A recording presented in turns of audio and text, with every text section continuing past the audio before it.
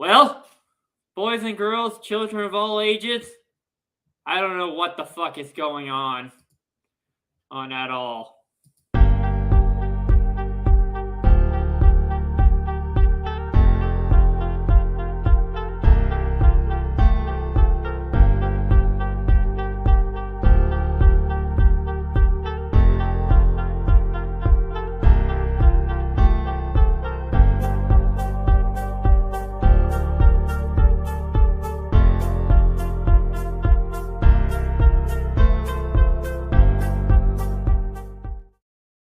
Ladies and gentlemen, boys and girls, children, why are you watching? Welcome to the first episode of the Purple Bull Podcast Eaters. No, we are not a Minnesota Vikings podcast. We are a political podcast that is covering the fucking most. It's 700 years of political bullshit. I am your host and Republican representative, Billy Carter, and joining me today, as well as my illustrious co-host and a fucking trans anarchist, communist bastard as well, Jocelyn. How are you doing? I am absolutely vibing right now. How about you, Billy? I just got up and I just got like fucking 4 hours of sleep by drinking a bunch of grandpa's ashes. You drank your grandfather's ashes? It's a fucking gamer subs. Gotcha. Yeah. So we're just and I'm just gonna say this for like the sake of like, you know what? This is not associated with the sports disaster by any means. We're just two guys, one guy and one gal out talking politics. Yeah. Everything. Yeah. Oh god, that needs to shave. God damn. Hey, I'm gonna keep the mustache once November comes around. It looks good on you, Billy. The porn stash looks good on you. Yep. Even though it's a little ghosted. So, do you want to go first? We're just discussing our views. Yeah. Like my views is just basically short and sweet. I prefer to I mostly just describe myself as a nondescript leftist. There's way too much fucking infighting in online leftism for me to actually want to associate myself with a particular leftist ideology. So I just say that I'm just nondescript leftist. All right. I just assumed that you're a nondescript anarchist. It's like means if necessary. But I'm more or less the same with the right and everything. Just it's like there's some personalities that I like. I just don't like Matt Walsh because I think he's like a fucking douchebag. Matt Walsh is a fucking. He's a douche. He's a shithole. He's a shitbag for you, but a different person. But I'm just view him like differently because I just think like, dude, your personality trait is just basically talking about trans dicks. So shut the fuck up. Yeah. And here's my thing. Like I was a leftist before the media and shit just kept sucking Trump's dick, and I'm like, bro, like what the fuck? Come on, let's just. There are better things to talk about than fucking getting Trump 24/7. Yeah. So I just decided, you know what? Let's see what the fucking right has to offer, and I'm just like, yeah. And honestly, I just will say this: like, I prefer capitalism as like the better system because it's beautiful and it's also like it's an art. Like you view it as art no matter what. Like it could be bad art or it could be good. Like just depends on how you view it. Right. I feel what is it? I feel like capitalism is I don't want to say I don't want to like outright say that it's a fucking scourge on humanity, even though I don't necessarily have a very positive opinion on capitalism, but I can but I will just wholeheartedly admit that most of my criticisms about capitalism boil down to how America participates in it. And I will very much admit that I fall into the stereotype of American only cares about America concerning their politics. I don't. I sometimes try to understand in foreign politics, but like outside of those rare occasions, most of my politics mostly just concern how America performs. For me, I usually watch like TLDR and EU and stuff, like trying to like see what's going on around the world and all that fun stuff, as well as like channels like China Uncensored or like shit. What's the other one? Never mind. I'm sorry about that. It's okay. But overall, like we have our hate for people and everything, but we'll just discuss that later on in the show. Yeah. This is gonna be a quick show, people, because we're just fucking going off the fly. Yeah. Not really. We're going off the fly like Matthew Tkachuk to Carter Verhaeghe. Sorry, Jocelyn. Vietnam. Oh, God damn it, no. Okay, I'm better now. Okay, I thought you were gonna fucking put on the fucking maid dress. No, that takes too much work. That's taking too much work right now. Yeah.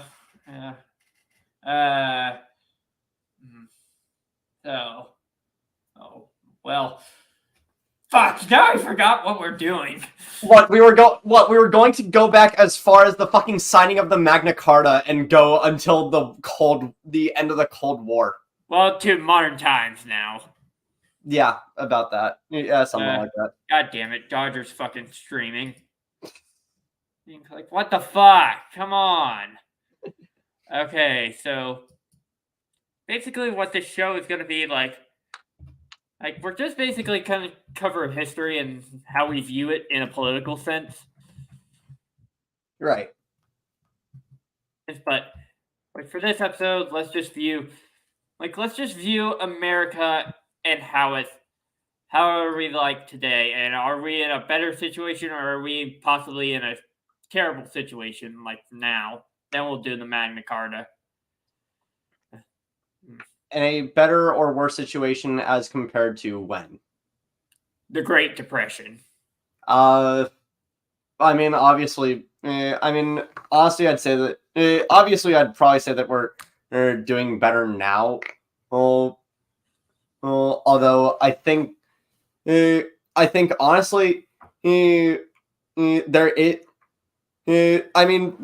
Great Depression, obviously, terrible time.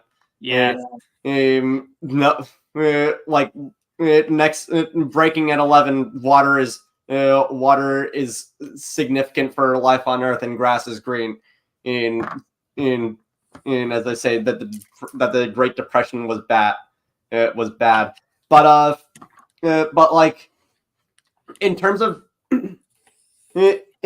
how we treat like significant wealth disparities in America today, and how we don't, and how like a growing wealth gap and rising homelessness. It feels like there is a lot less. It feels like in America right now, at least there is very little desire from state and federal governments to actually try and make a meaningful effort at trying to help the homelessness problem that we see right now. Yeah, they're sending it all to Ukraine and all that fucking fun shit, which I support, or mainly just because let's like keep Russia at bay and everything. But there's like, you gotta take your limits. Like help help your domestic population first, then you can help them. And when we're not funding Ukraine, we're helping to fund the we helped to fund the Azerbaijan and essentially commit ethnic cleansing in Armenia. Oh God, the fucking Nagorno-Karabakh region. That's a fiasco that we're covering in a different episode. If this video gets at least, oh Jesus, quiet! I'm doing a podcast, you dog. Sorry. If this video gets at least 14 trillion views. If this video gets 14 likes, I will, never mind. I will propose a winter classic in Knoxville. I thought you were going to say that you were going to wear the Matrix. No! I have my limit, damn it! I'd rather drown in the Tennessee River than wear a May dress. Oh, I'd rather drink fucking mustard than wear that shit. Come on, it's not so bad. I mean, okay, you're going to a different room. Come on. Come on. Well, what the hell do I talk about while you're gone? Just talk about your life. Come on. Well, I didn't have breakfast today. Actually, no, I had a waffle. Am I doing this right in talking about my life? I don't know. What is it? He's back. Billy's back. And T-posing. Wonderful. Let me guess, Jocelyn. Do you have a blue waffle? I fucking hate you. No, I had a waffle that with whipped cream on it, and that is it. That's pretty much all I've had to eat today. Oh shit! I haven't had anything to eat since like fucking 9 a.m. Jesus fucking Christ! What the fuck is wrong with you? A lot. Do you want a list? No. Oh, that's just basically going to be with the interview portion of this show. Smart. Yes. Smart move. Yes, and well, basically what I had is fucking a bratwurst with like the fucking creamy chipotle sauce from Taco Bell. Taco Bell makes some good shit. Taco Bell makes some really I good agree. Well, I'm trying for like a third of my blood right now is Baja Blast. So. Alrighty. So, shall we talk about the Magna Carta? Sure. It's been like 7 years since I've even thought about the Magna Carta, but fuck it, why not? Like, to put it in like lameness terms, it's basically.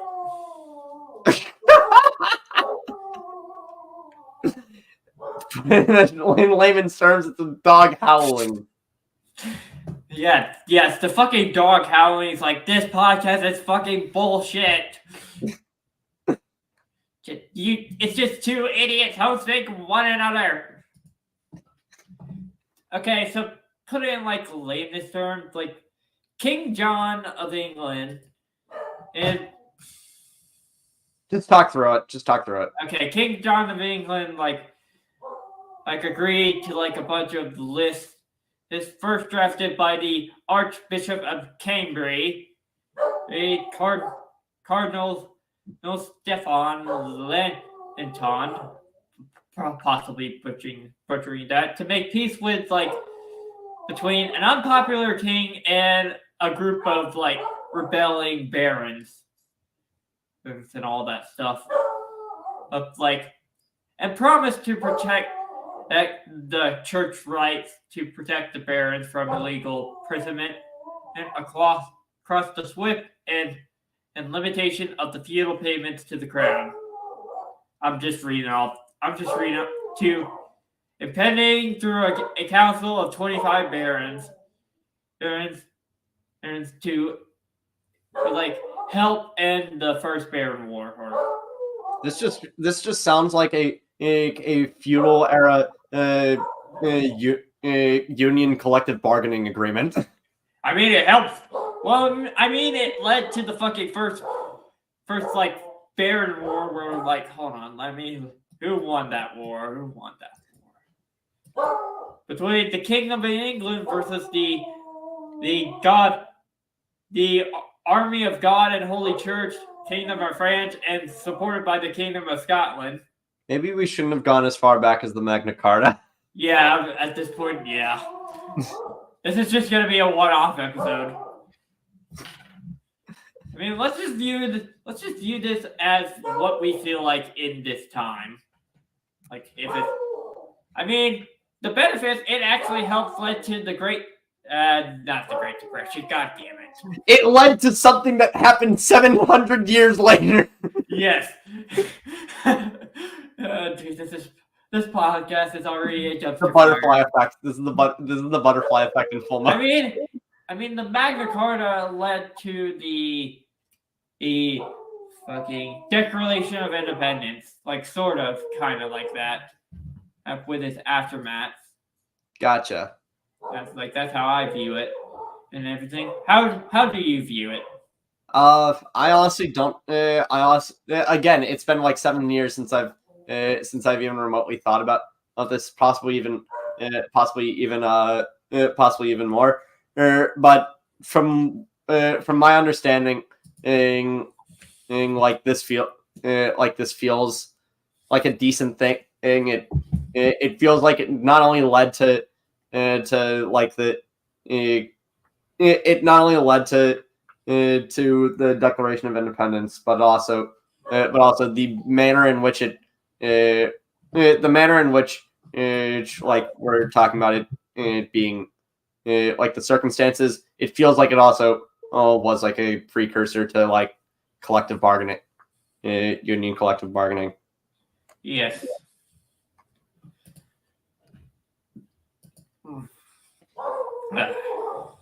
So what next?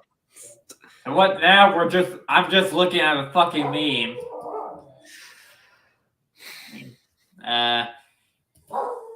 We could talk about. I found this on Reddit. What did we find on Reddit? Reddit? Just a political compass meme. Oh boy. Political compass memes are always entertaining. Yes. I think I think I ended up taking the political compass test on stream like almost a year ago, and I think I actually watched that, and I'm just whenever I saw that stream, I'm like, maybe we should start a political podcast. Maybe. Yeah, you know exactly where I fucking ended up. I went the exact opposite of you, to be blunt, with like fucking libertarian, right. Like, but I'm more like edge of, like far down. I'm libertarian, but near close to like the middle. Gotcha. And everything. So, in our little political compass meme, we will be talking. For this part, we will be talking about like the ridiculous fucking shit on the political compass. Yeah. The political compass test, in all honesty, is not a great measure of. Is not really that great of a measure of where people are. It's mainly to persuade. Right. And also just to get people to answer questions about themselves, because everybody's favorite subject is themselves. Yes, and let's talk about this area, the fully automatic luxury gay space communism. Hell yes. What the fuck is this? Hold on, let me look this fucking up. Fully automatic luxury gay space communism. That is the best. That's literally the exact opposite of me. And that perfectly describes you. Fully automatic luxury space gate space communism. Jesus Christ, like the ridiculousness.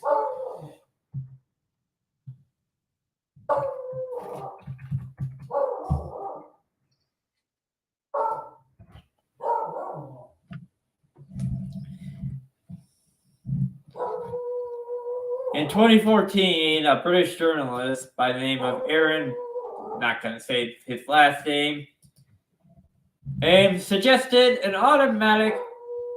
ammunition will make work scarcely obsolete. The space and gay parts were later added by activists to suggest that this utopia would also end persecution of the LGBTQ people and become more advanced than modern society. This basically sounds like fucking gay fan fiction, according to me. Yeah, that's basically what it is. I wouldn't be surprised if you wrote that in. Unfortunately, I cannot take credit for that. I wish I could, but I can't. Yeah. Hey, at least we're not fucking like Helv. Like fucking. Where the fuck is Helv on this compass? Well, he's burning straight to hell with Swiss democracy. You mean straight to Helv? Yes. Straight to Helvetica 28. Which is a shitty USF poster. In game. Gotcha.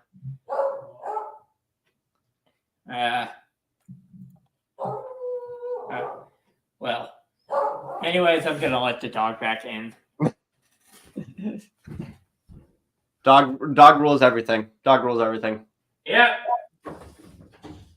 Come on, girl. There you go. Dog. And she's in the kitchen. Yep. She hungry.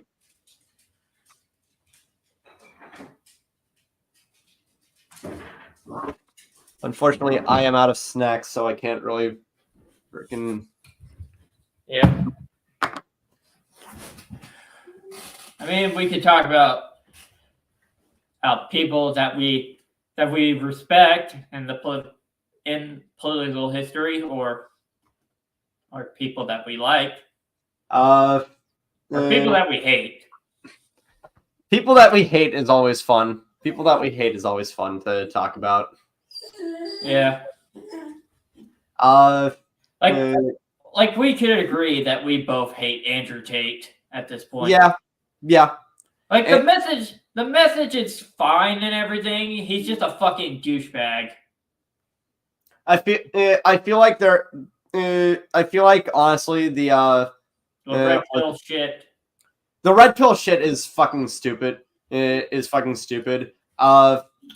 think like male empowerment isn't necessarily a bad thing, but at the same time, and there are a lot healthier outlets for it than Andrew Tate, than Sneeko, than Fresh and Fit, and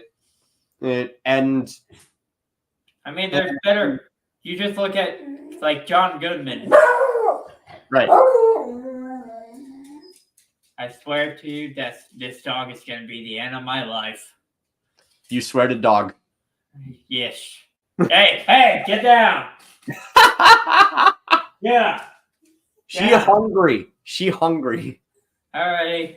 We don't have dog balls, so I'll just turn off my camera. Like, name me other political commentators that you hate. I mean, we've already gone over Andrew Tate. We've already gone over Matt Walsh. What is it? One political commentator, I guess from my side that I can't really stand. I've honestly never been that big of a Hassan fan. I think honestly Hassan Piker is he's I mean not only is he kind of a brash asshole, but like but like I feel like he's very willing to compromise on views that he probably shouldn't compromise on, and also this recent China apologist kick that he's been finding himself on, and it's not really it's not really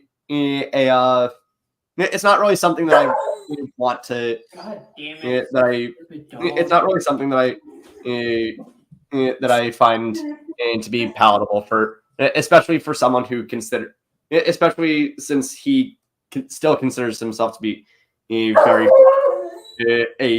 crucial piece to the left. I give you. What do you want from me? What do you want from me? What is your major malfunction, dog? Yeah, but back to Hassan Piker. I just don't like him in general because he's just more like a fucking. He like preaches this socialist message, but yet he lives in like this luxurious lifestyle. Oh, I'm just gonna preach how the workers need to be the fucking paid equally, but yet I will say this from my $1 million mansion and working for like the richest man on earth while I'm sipping the finest wine from my fucking California. I don't necessarily I don't necessarily find the mansion takes to be I don't really care too much about whether or not he has a mansion, but what I do care about is like him saying that him like going on straight with Adam Conover and buying like $500 worth of pizza for people on the SAG-AFTRA picket line. Now doing that on its own is fine. Buying pizza for protesters is fine. But it honestly kind of is a permutation of this like Mr. Beastification of philanthropy. Yeah. It very feels like it's not where it very much feels like it isn't philanthropy out of a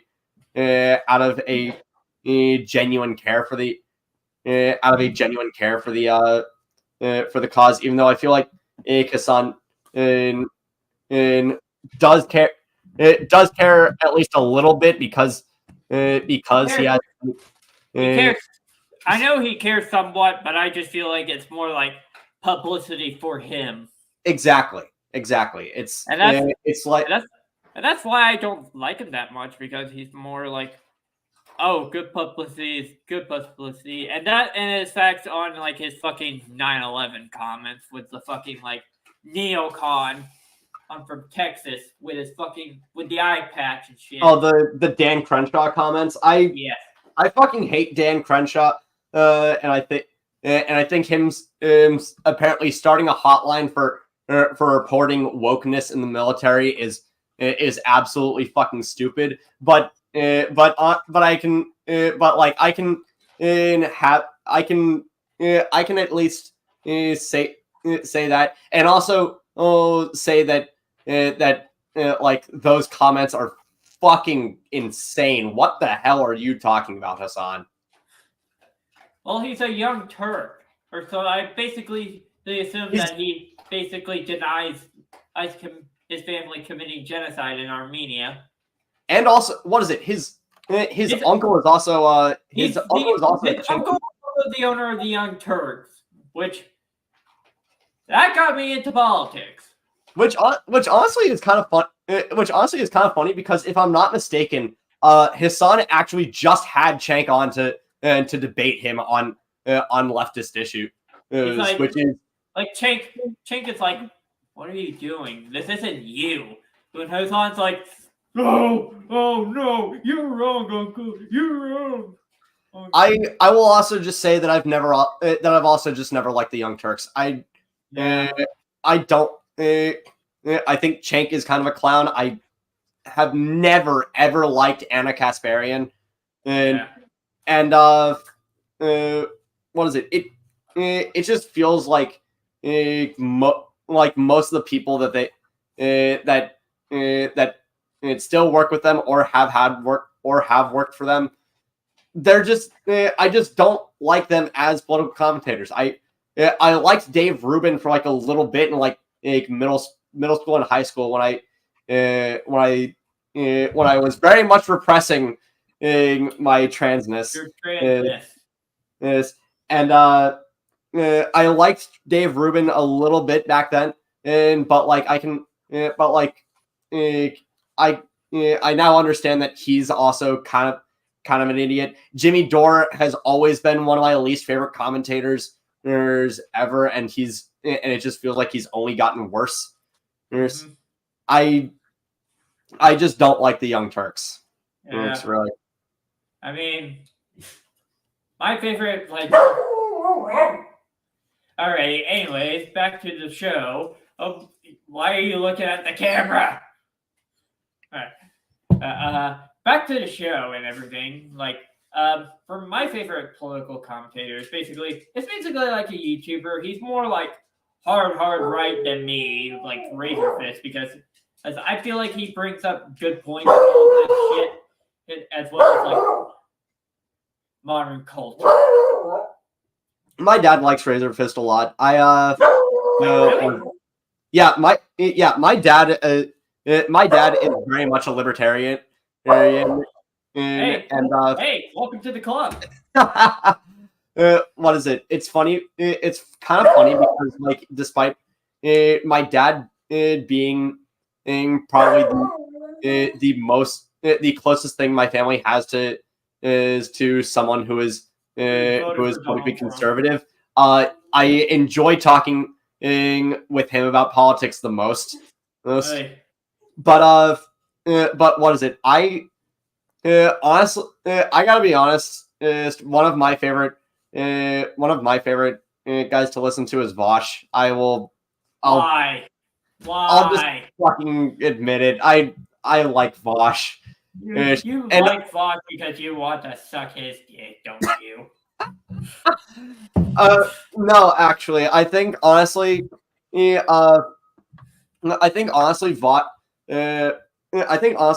Vosh in debates, he is really in debates.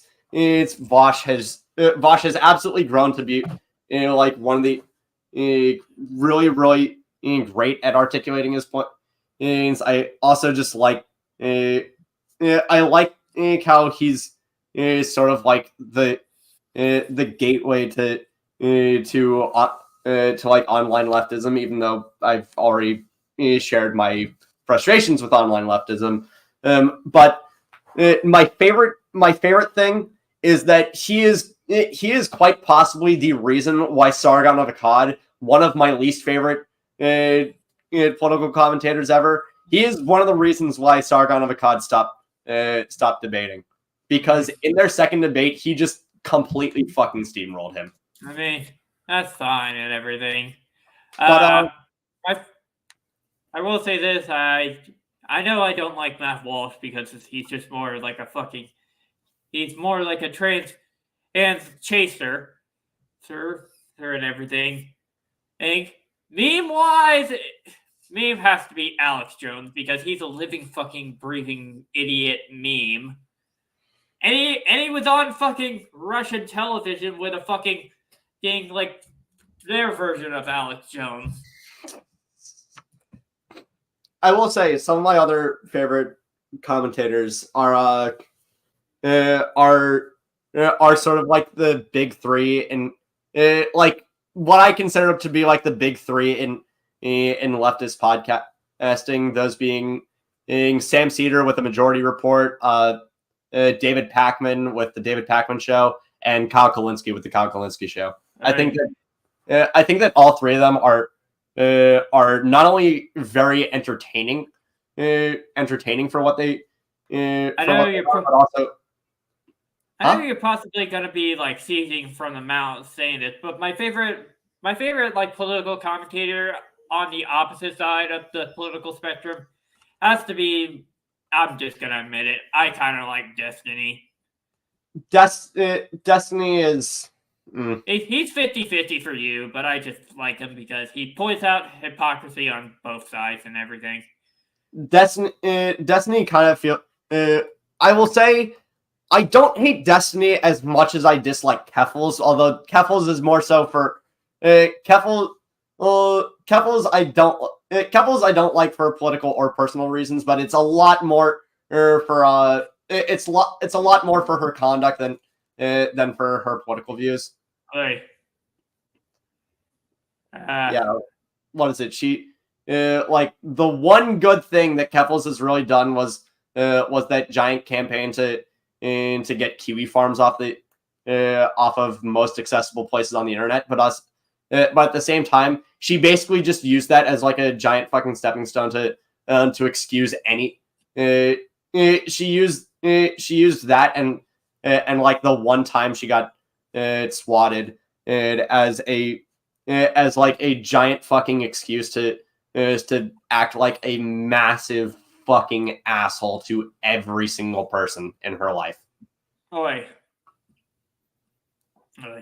Well, oh shit. Well, we already passed 30 minutes, so let's try to make it an hour. Hooray! Hooray! Well, basically, House of Representatives. Well, we could talk about Kevin McCarthy getting ousted. Oh boy! I'll go first. It was bound to happen. It was bound to happen because as much as I know it's hard to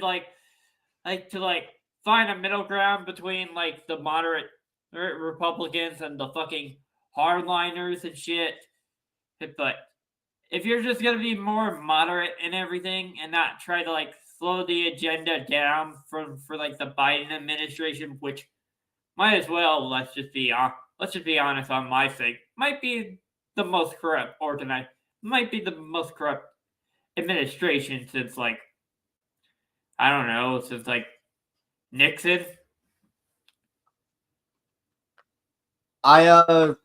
What is it? I don't necessarily know if like most corrupt since Nixon. And I could I could just fucking sit here and talk about Trump, but I don't want to fucking do that. I do not want to talk about it any more than everybody else wants to. Oh, but like I think honestly, it's kind of fun. It's kind of fun to see this sort of infighting from Republican, and at least for me, I'm so like I see way too much infighting from the left that it's like a little bit refreshing to see this sort of infighting from the right. But in terms of McCarthy's actual job, yeah, this was fucking bound to happen. He was not not only he tried way too hard to play to like the center and in a and which let's just say this, like that's fine and everything, but you just gotta like you have to lean on one side. Like whoever has the most money, he talks the loudest. Right. Playing to the center is fine, but especially in an environment such as this where we're becoming increasingly more partisan, in playing to the middle ground is a good way to make everybody hate you. Exactly.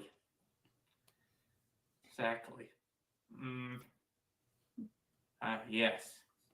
And like I don't know. Oh, and everything. That's how like Xi Jinping is trying to do that with like a bunch of his shit in China, and now he's in a fucking shit situation with the economy. Right. Like, out of all like the three, like the most dangerous nations, from Iran, Russia, and China. China's the most like enemy. They bound to hate us, and we should hate them. Russia is more like they have people that like us and everything. Their government don't like us. Iran is just basically a theocracy at this point. Right. What is it? I remember. I kind of feel like Russia and China are sort of interchangeable on that. In those top three, I feel like. China is definitely like the. China definitely feels like the China definitely feels like the country that would try and that would try their hardest to kick America's ass on like an economic front. And meanwhile, Russia definitely feels like one wrong step and who knows power up the fucking nuclear plants again. Yeah, I mean, this is gonna happen if you back up fucking nuclear power in a corner. Right. Like it's like you gotta find a way to make peace first. Right. It's like, for me, for a peace plan, Putin has like two choices. He's either the Luhansk and Donetsk People's Republic, or it could be Crimea. Choose one, Ukraine gets the other. And just to add a little, like, just to make sure that everything's ensured, Ukraine will join NATO by, like, unless Russia joins it or suffers a political change. And it will be a sanctioned UN election, which means no interference from Russia or the United States. That feels like a decently smart. And it's the same thing with like Armenia and like Azerbaijan. And like you could, like, if Azerbaijan gets Nagorno-Karabakh, then like Armenia gets like the little strip of land that Azerbaijan pertains. Right, that corridor. And some of the land. What is it? Part of me with was it Armenia and Azerbaijan is part of me is sort of just like, fuck it, let's just make the fuck it. I know they raised the white flag and it's dissolving at January 1st, 2024. But fuck it, just make the Republic of Artsakh a country. Just how about this? Let's just make Georgia annex both of them. 300 IQ move. It's either that or just send Kirby Smart there. He coached Georgia. Don't mind the track record of Jalen Carter fucking killing 2 people in a car wreck. Yeah. Or better yet, just send Howie Roseman in there so that he can draft more Georgia Bulldogs to send there. just create the army, the Georgia, the 4 Cross Bulldogs. Once we're done conquering Armenia and Azerbaijan as well as parts of Turkey, we could kick Russia's ass. I remember people talking about how we used to have the Broad Street Bullies, but with how the Eagles have been drafting, they should now be called the Broad Street Bulldogs. Nice.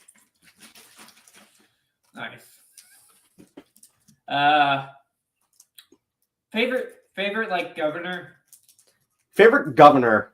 Oh man, I have 2. I'm gonna be real. I don't entirely look at I feel bad for saying this, but I have not really kept up with governorship of like all 50 states. What are your favorites? It's fine. And everything. One is basically like my out-of-state governor, and that's Huey Long. Oh, we're just going in like in terms of like in history. Then yeah, absolutely fucking Huey Long. Huey Long is. As much as people assumed he was a dictator, he was a dictator with good ideas. Huey Long Dong is, as my friend Chloe likes to call him. Yes, Huey Long Dong of Louisiana, the Cajun shit bastard. Yeah, every man is king. Damn it. What is it? Didn't he like take donations from the KKK and then redistribute them to black people? Now that's a 1,000 IQ move. That is amazing. Yes. Incredible. And favorite like monetized governor? I'm just gonna say this. My governor came from Knoxville. He's the brother of the Cleveland Browns owner, but he's a lot better. They're Bill Haslam. Gotcha. He was actually a good guy, and I met him whenever I went to one of his rallies with my dad, and I got to shake his hand and everything. Nice. And like he was the one that started up the Tennessee Promise. Nice. What is it? I haven't really kept up too much with governorship. Like the one. Fiona's favorite governor is Jesse the Body Ventura. What is it? The only ones that I can really name off the top of my head right now are the only governors that I can really name off the top of my head right now are Healy from Massachusetts, DeSantis from Florida, and Newsom from California. That's really it. I can't really name. I really don't like fucking Gavin Newsom that much. I don't like Gavin Newsom that much either. But I will say this: the reason I don't like him is because he's like related with Nancy Pelosi and everything, and she's a fucking bitch. For what it's worth, I don't necessarily have the highest opinion of many California politicians. I don't particularly like Newsom. I never liked Pelosi. I'm not gonna lie. There was a small part I fucking cheered when Feinstein died. Dude. Although to be fair, that was mostly just because she was being fucking Weekend at Bernie's for 4 goddamn years. Just taking up a seat that could be fulfilled by someone someone on the Democrats or the Republicans, and she's like, no. What is it? As someone who's Jewish, I also like to refer to one particular story related to a Jewish holiday, Tu B'Shvat, which is sort of the Jewish holiday of that is essentially the birthday of the tree. But one of my favorite stories from that is the story of Tony the Circle Maker, who one day came across someone who was planting a carob tree. He asked, "Why are you planting a carob tree when you know that it will take 70 years until it will grow?" And the person said, "I'm not growing this for. I'm growing this so that one day my children and my children's children may stand under it." And like that's sort of and like creating something that younger generations will be able to enjoy That's great. Why the fuck didn't Feinstein do that? Well, it's mainly like it's the same thing with Ruth Bader Ginsburg. Why would nobody do that? I don't know. All right, I do agree with Ruth Bader Ginsburg, but at the same time, I also want to. I also like to refer to back to like what is it? Back in like 2015 when Obama first tried to get Merrick Garland on the Supreme Court, and McConnell held him up. And McConnell held him up for like a year, saying this isn't exactly the best time to do this with an election during an election cycle. Then kind of true. It's on the one hand, sure, but then like you say that, and then when Ginsburg dies, you shove Amy Coney Barrett into the vacant spot less than 8 days, less than like 2 weeks later, that's Trump's during an election cycle. Well, that's Trump's idea, and nobody expects her to die during the election. Well, true, but at the same time, McConnell didn't stand his ground on in that, which he was rightfully called out for. Yeah, because Mitch McConnell just hates his own people. He's a fucking. This is why I call him like the snapping. This is why I call him fucking Franklin the Turtle. So he's not cool as Franklin. He's basically like just a regular ass turtle named Franklin. I will never not laugh at the meme of incorrect Franklin titles, such as Franklin orders a drone strike on innocent civilians. But my favorite one is Franklin goes on LTIR to circumvent the cap. Franklin nukes illogical Canadian's house. Yeah. That sounds about right. Yeah. I mean, if a nuclear war starts, I have the biggest target on my back out of everyone in the sports disaster because you know why? Why? I live near.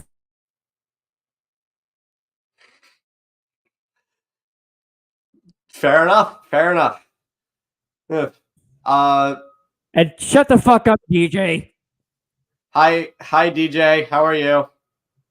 DJ, for context, this is a political podcast. So, let's talk about Canadian podcasts. Let's talk about the Canadian political spectrum. Oh boy. It's either that or we talk about Mexico. Is there an option to kill myself? Well, there's an option to cut your penis, but you already made that decision. I haven't made that decision yet. I mean that's fair. Like I could be a woman and okay, let's just not take this out of context. Let's just not take this out of context. DJ, don't make any memes, but I'm saying this from Jocelyn's perspective. I mean, and I can still live with my life as a penis, and I can still have titties. Yeah. Actually, that is true. That is true. There are a lot of trans women out there who do not get bottom surgery. Yeah. And it doesn't make them any less of a motherfucker. God damn it. You're fucking blackmailing me so Kevin can laugh his fucking ass off, DJ, aren't you? I mean, the blackmail mostly just depends on whether or not this stays up after we're done. Okay, fucking like. Anyway, 5 minutes of Canadian politics, and then I guess we're done because, as you said, you wanted to keep this under an hour. Somewhat, yeah. Well, they're basically fucked, like with Trudeau. Yeah. Like, him him and the new Democratic Party are just basically like circle jerking each other. Yeah. I mean, what is it? Canadian I mean, I don't necessarily know too much about Canadian politics. I have my friend Carter who so graciously was on the was on my stream of the of Game 7, and he's sort of my insight to a lot of Canadian politics because he is sort of politically involved in Canada, but like to my understanding, Trudeau has been in a complete fucking disaster or full of corruption, and like not, and like same goes with a good chunk of the rest of his party. Yeah, and DJ's right. Trudeau is trying to regulate this podcast. Great. Yeah, like I could imagine Justin Trudeau traveling to Vancouver, capturing DJ and Helvetica as hostage and making them watch this stream. Hey Trudeau, fall down another fucking flight of stairs, you Frenchie. Hey Trudeau, paint yourself as blackface and be another cuck for your wife. Oh God, that's right. He did do blackface. Yes. I remember that. Yeah, and basically in like the parking lot server, fucking Kevin Michael Von Magnum created me as a fucking jihadist because I watched like fucking Blarg and Smitty, and I kept quoting them, and this is what he came up with. Just check your DMs. Oh boy, never a good idea when. Don't worry, it's not a dick pic. It's not about the Mets. You should get. Yeah. You wanna? Well, this is my channel. I swear to God, Helvet's just gonna ban me from the sports disaster. I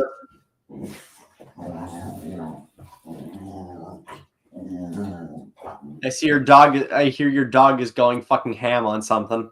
She's basically rubbing herself on the carpet. Okay.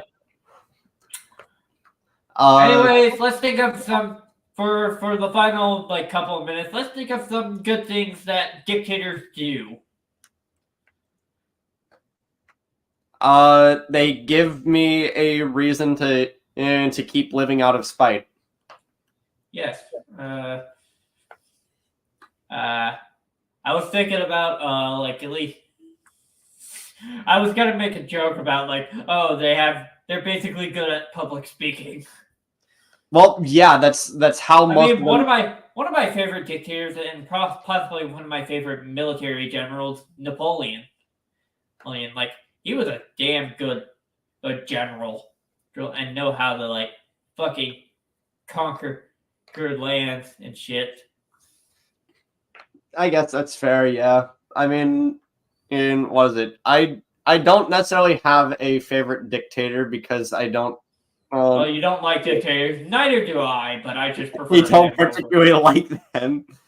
It's like living under absolute monarchy. It's what is it? It's like the what is it? It's like that joke of the best thing that you could say about Hitler is that he killed Hitler. I mean, the best thing about another thing about Hitler, he at least had like a fucking military staff that was actually somewhat decent, even though they don't agree with his like fucking bullshit Aryan race, which basically saying Jews were also a part of their military, so that's basically a bunch of bollocks. He what is it? It's kind of interesting. He was 50-50. That's what I assume. I mean, what is it? It's kind of funny the allegations that Hitler is a socialist when like after he rose to power, he he shifted so far away from the Weimar Republic's general libertarian socialist sort of politics. Made almost every single industry in Germany a privately run, and so fast that they had to invent the word privatization and to describe to accurately convey how fat the process of it. Here's my thing with privatization: as long as like nobody is like affected by not affecting like the lower class people, then that's fine. Like, and that's why I'm somewhat. And sometimes I like to use this word, even though it doesn't mean anything. But protectionism, like that's fair. Yeah, what is it? It's also what is it? I also don't necessarily think that there are many. I also don't really think that there are many socialists that out there that are actively that actively try to crush any sort of union in representation or collective bargaining, because that's exactly what Hitler did. Oh shit, we got breaking news. Oh boy. In the sports world, the UK and Ireland are the sole bidders to host Euro 2028 for UEFA. Ah, gotcha. But and to answer DJ's comment, because I know Joseph Stalin was a communist. He was a Bolshevik, by the way. Mm-hmm. Which that's basically a big what if. Like, what if Trotsky? What if Trotsky rose to power? I mean, Russia would be more like a Menshevik republic. Yeah. Instead of what it is now. And Benito Mussolini was just basically wrong guy at the right time, then at the wrong place, wrong time. Yeah, and then he found his right place, getting dragged behind by partisans. Yes, yes. And I use partisans in big air quotations that are the size of Jupiter. But what is it? Fuck. What the hell was I gonna say? He was basically trying to escape, and like partisans found him and just dragged him off and killed him. Good. Fucking great. Yeah. At least Franco didn't choose the fucking King Axis. At least he's like, let me rebuild my nation. Oh, the war's going. Okay, never mind. We're neutral. We're neutral. I honestly do not know enough about Francisco Franco. Because, like, fucking the Spanish fucking Civil War, I'm a fucking Hearts of Iron player. I survived that, like, 2,470 million times. I unfortunately do not play Hearts of Iron 4. I have to buy you Hearts of Iron 4. I feel like, honestly, if I played in Play 4, I would just end up downloading a shit ton of mods to make it. That's what I'm doing. Anyways, that's going to be it for our show. Oh, please like and subscribe. Please, for the love of God. We are begging you. Please. We are begging you. If you don't like and subscribe, the fucking King Saudi... The Saudis are gonna basically make peace with Israel. Anyways, moving on. You wanna shout out your channel after that? That's a fucking long shot, my guy. I mean, they're actually doing it.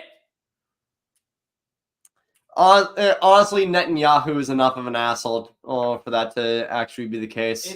He's a smart asshole. You want to shout out your channel? Yeah. My channel is called Into the Den. I make videos after every single Boston Bruins NHL game, and some supplemental content on top of that. Check it out. Please subscribe and please give me a head pat saying that I did a good job. Yes, and he will wear the maid dress on Halloween. The Bruins do not play on Halloween, unfortunately, but they play on. They play on the 30th. I mean, Huh? you and me, we play out at the 14th. So if you want to do like a collaboration, then that's fine by me. Oh boy, that'd be Yeah, and I have the day off, and you could join me in watching Tennessee whip the shit out of Texas A&M. What is it? I do what is it? I could also just I don't know. Actually, yeah, fuck it, why not? Fuck it, fuck it, we'll ball. We're doing live. Fuck it. We're doing live. Fuck it. Fucking thing sucks. Fuck it. Hold on. He's blowing his cock out. Anyway, all right. That's gonna do it. My name is Billy. Subscribe to this YouTube channel. Follow me on Instagram. Don't follow me on Twitter because Twitter is fucking useless. Listen, it's useless than the fucking DJ. I have Gatorade. I have fucking Gatorade, so I'm fine. And to quote Moist Critical, that's about it. See ya. Bye.